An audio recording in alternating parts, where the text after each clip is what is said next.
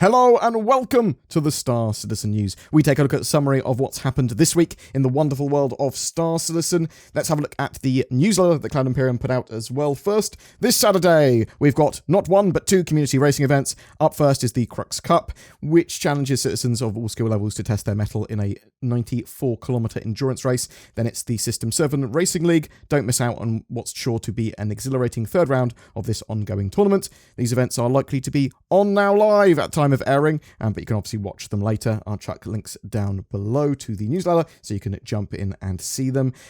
There's also Beacon or BeatCon. They're running a 24-hour live stream. You can watch that live or as a VOD. A lot of it is French, but there's CIG devs and lots of sort of information that they are giving there.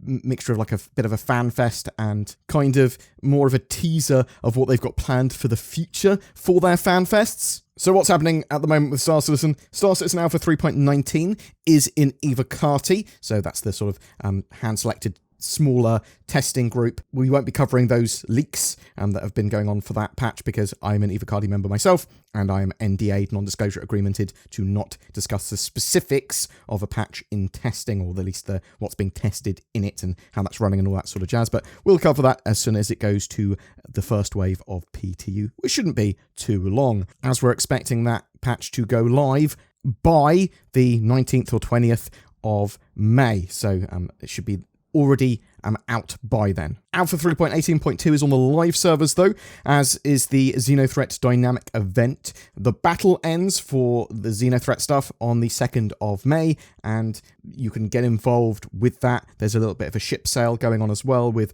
appropriate combat ships, so gear up and get involved. However, there have been a load of issues with 3.18 and the most recent 3.18.2 and Xenothreat event, along with some service outages and degraded performance. Star Citizen has not been in the best place to play. However, Cloud Imperium are applying hotfixes and trying to get their services back up to par, as well as trying to sort of look at the underlying issues and deal with them on a more permanent basis. There was some drama through the week with players asking why CIG aren't just turning off the Xenothreat Dynamic event, which would potentially help with issues in the game currently and allow players to play, or more players to play, without issue. Cloud Imperium said, though technically they could turn off the Xenothreat event for some temporary relief, that would be counterproductive, as they want to treat the causes and underlying issues of the problems that we're having on the live servers, like desync, overburden servers, which is largely due to PES, persistent entity streaming, not being dialed in. Needs a lot of optimization there. This is all in aid of getting the servers and game into the best possible state for Alpha 3.19, it seems, and Fleet Week, which is, as I said, starting on the 19th or 20th of May, Fleet Week, most likely. There's going to be a big ship sale. There's going to be an expo. You can rent a load of ships for free. There's going to be a free fly. There's going to be new straight to flyable ships available. Lots of stuff going on for Fleet Week. It is moderately hype. Well, it's very hype as long as Cloud Imperium can get the servers and the game in a good state. Jump Point's been released, so this is the subscriber sort of magazine that they do for voluntary RSI subscribers. This time, they're looking at Lorville's rework, the Deadly Anvil back catalogue, the RSI Bangle, and the origins of Pyrotechnic amalgamated. I am probably going to start building some of the info from the Jump Point magazine into some more dedicated or focused videos at some point.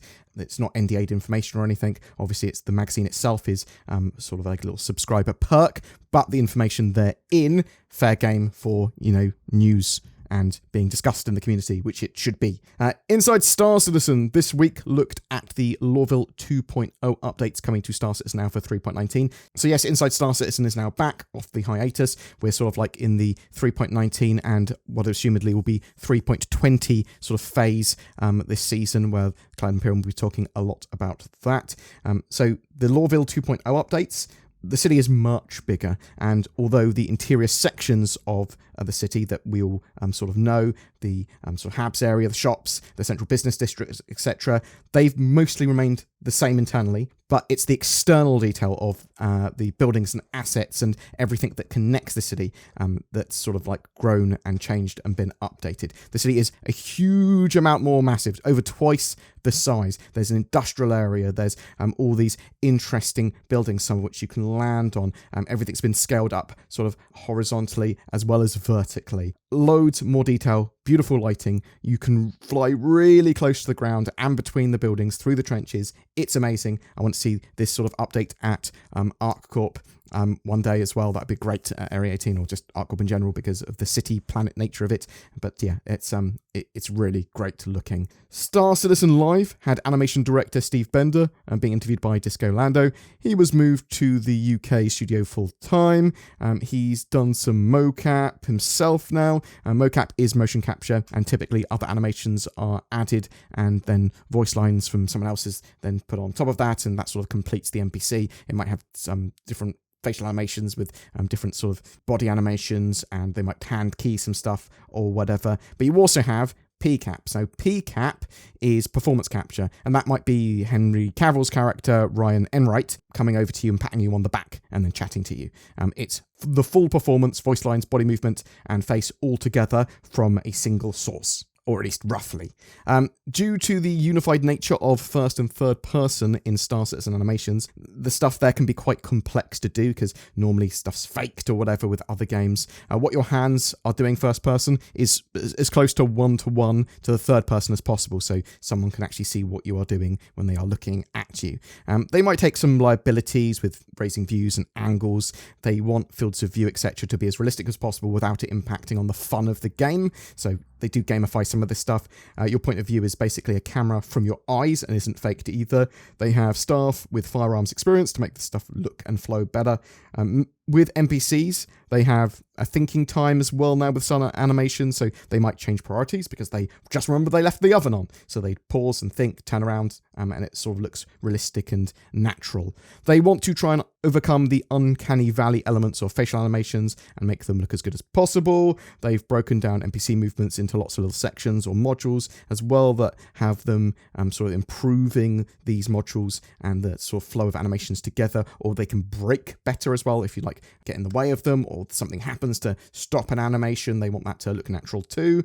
They want more emotes. They might have emotes that are done with someone else or in a group where you can like high five someone else, but you start the emote and the other person has to also do the emote to then complete the animation. This can be done for dancing and other things as well. This week's sneak peek is more of the Lorville 2.0 city. You can see more in my Inside Star Citizen video summary, or when 3.19 goes live in May. Well, they say you see more. We'll be covering it as soon as it goes to first wave PTU. There'll be lots of videos of Zin and I literally flying around Lorville and seeing what we can see, and lots of eye candy. Boom! That's it for your updates today. I'm interested to know, are you excited to see Lorville 2.0, the updated Lorville in Star Citizen 3.19? Do you think we're going to see that sort of first wave PTU early to mid-May? What about Xenothreat and 3.18.2? What are your experiences of that? Have you been having a great time? Has it been awful, unable to play? Do you think Cloud Imperium should turn off Xenothreat, even though it would only provide effectively temporary relief and might be counterproductive? Are you very much, no, actually they should be trying to fix this stuff and they should be pushing forward with a new tech and updates? Yes, there's going to be problems. It is an alpha. There's lots of issues that might come about because of that, because they keep on adding new features, but we should make progress at all costs. Whatever your thoughts, I'd love to hear from you in the comments below. Little Nord Riding Hood was on her way to Grandma's house. Upon arriving at her house, she called, "Grandma, are you home?" "Yes, dear. I'm on my laptop in bed." Upon seeing her grandma, she exclaimed, "Oh, Grandma, what long fingers you have." "Oh, the better to browse the internet, my dear." "Oh, Grandma, what powerful VPN protection you have." "Oh, the better to browse safely, my dear." "Oh, Grandma, what big eyes you have." "Oh, the better to enjoy my greater access to the sites I want to visit, my dear." "But seriously, get NordVPN or I will eat you." The moral of this story is that there are some great deals on NordVPN, and using it can improve your internet privacy, safety, and give you more access to the content you want to see. Get it from the links below.